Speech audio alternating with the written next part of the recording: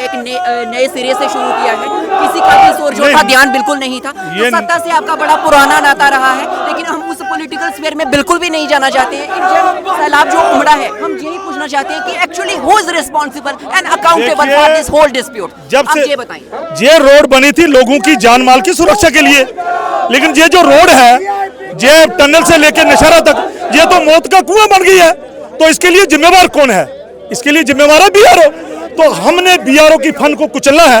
ये तमाम साथी जो है ना कहीं भुगत भोगी है।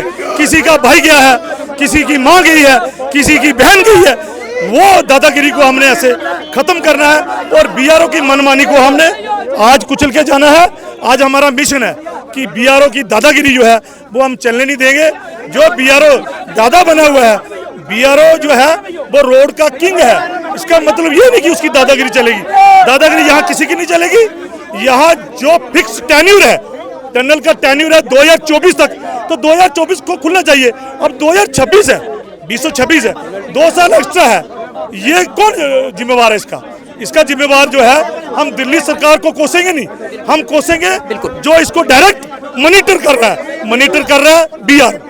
सर मुद्दा जो है, मैं आपको बताऊं, केंद्र सरकार में जिस तरह उनको जेंसी ही है, उन्होंने बिल्कुल उस सत्ता को हिलाकर रख दिया। We are not supporting to any political party, we are here prevailing the notion of neutrality. That's why we are asking, जिस तरह से नीट के उन छात्रों की जो हत्या हुई, उन्हें कॉम्पनसेशन दिया जा रहा है। क्या जो कल यहाँ पे बच्चे की वो हत्या हुई, आप उसके लिए बोलेंगे कि उनको कॉम्पनसेशन दिया जाए? क्या वो पैसे से भरपाई कर सकते हैं उन बच्चे की? We are not supporting any political party as a neutral reporter. It's our duty to do, that's why we are doing. एक प्रीशियस जान की कीमत आप अरबों खरबों लेके भी नहीं दे सकते, चुका सकते, चाहे वो नीट के पेपर हो, चाहे को बाकी इशू, जितने तमाम इशू हो।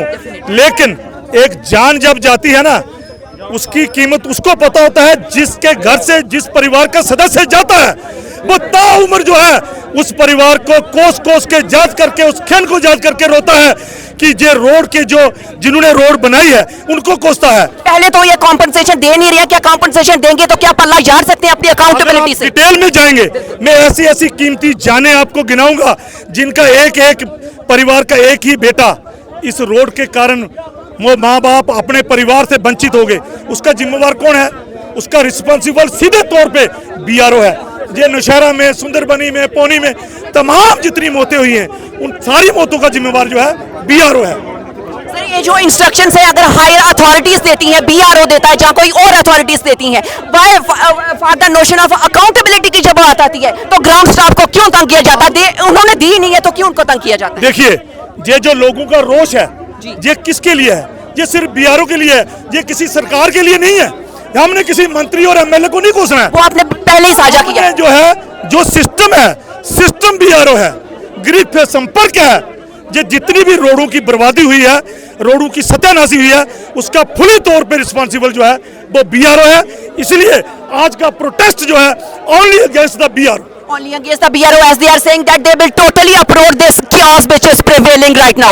As you can see in the visuals of Jammu viral, this kind of vehicles who are obstructing the path of armed public people, but you can see how this chaotic sphere is prevail. Now we are trying to do this voice against all the persons.